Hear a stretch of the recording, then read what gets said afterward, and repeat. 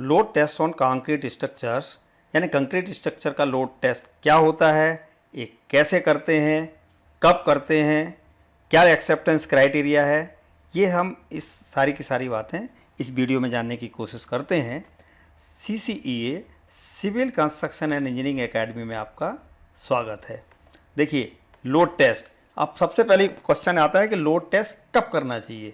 तो load test तब करना चाहिए कि as soon as possible after expiry of 28 days from the time of placing of concrete, यानी जैसे ही आपको लोड टेस्ट करने की ज़रूरत पड़े, तो जैसे 28 डेज होते हैं और इमीडिएटली 28 डेज के बाद जितनी जल्दी हो सके उतनी जल्दी लोड टेस्ट कर लेना चाहिए।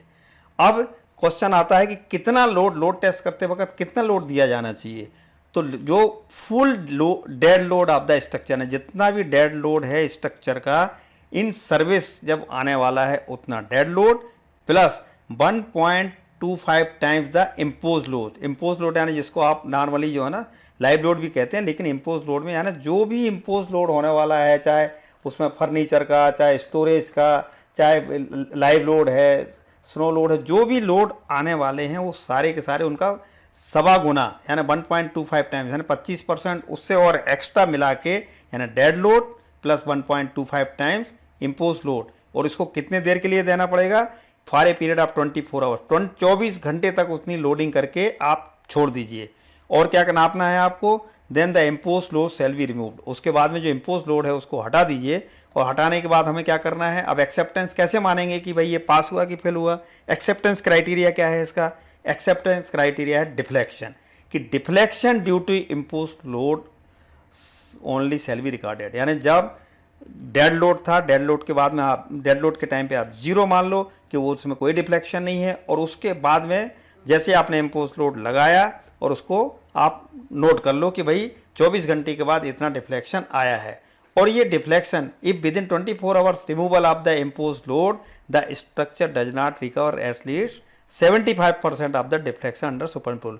जो डिफ्लेक्शन आया था 24 घंटे में, अब आप उसको आपने नोट कर लिया और आप देखिए कि उसके 24 घंटे के बाद यदि ये डिफ्लेक्शन जो आया था वो 75% तक रिकवर हो गया है, तो समझ लीजिए स्ट्रक्चर ओके है, पास है आपके लोड टेस्ट में। लेकिन यदि 75% रिकवर नहीं किया है तो आप क्या करोगे?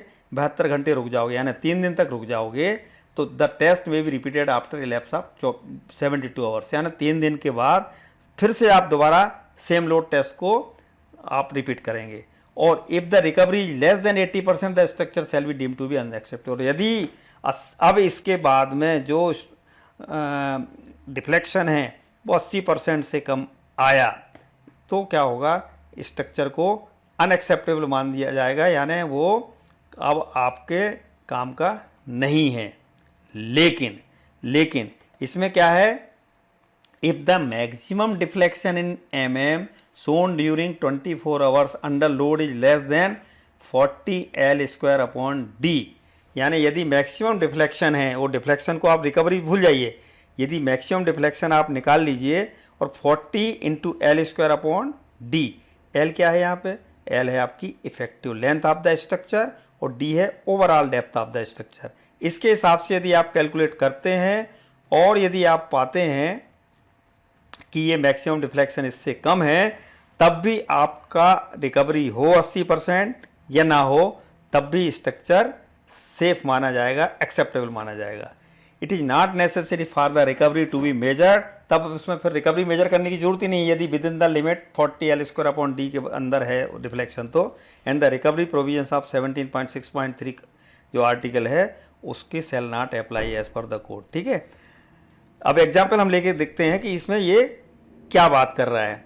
मान लीजिए इफेक्टिव लेंथ 6 मीटर है किसी स्ट्रक्चर की और ओवरऑल डेप्थ इसकी 400 mm है, तो क्या होगा? अलाउबल डिफ्लेक्शन हो जाएगा आपका 40 into L square upon D, तो कितना हो जाएगा? 3.6 mm इन दिस केस। और यदि ये if the actual deflection is less than 3.6 mm, यदि एक्चुअल डिफ्लेक्शन जो आता है इससे कम है तो आपको कोई ज़रूरत नहीं है डिफ्लेक्शन मेजर करने की, रिकवरी मेजर करने की। आपका ये डिफ्लेक्शन से यदि आपका एक्चुअल डिफ्लेक्शन कम आया 24 घंटे के बाद, तो आपका वो रिकवरी हो ना हो, इवन देन लोड टेस्ट में ये एक्सेप्टेबल है आपका स्ट्रक्चर। तो ये एक छोटी सी जानकारी थी जो लोड टेस्ट के बारे में थी कि लोड टेस्ट कब एक्सेप्टेबल होता है, कितना डिफ्लेक्शन होना चाहिए, क्या लिमिट्स हैं, यदि रिकवरी होती है नहीं होती है तब भी क्या हम एक्सेप्ट कर सकते हैं, अगर एक्सेप्ट कर सकते हैं तो क्या क्राइटेरिया है 40L² का। आशा है आपको ये जानकारी उपयोगी लगी होगी और वीडियो देखने के लिए आपका बहुत बहुत धन्यवाद।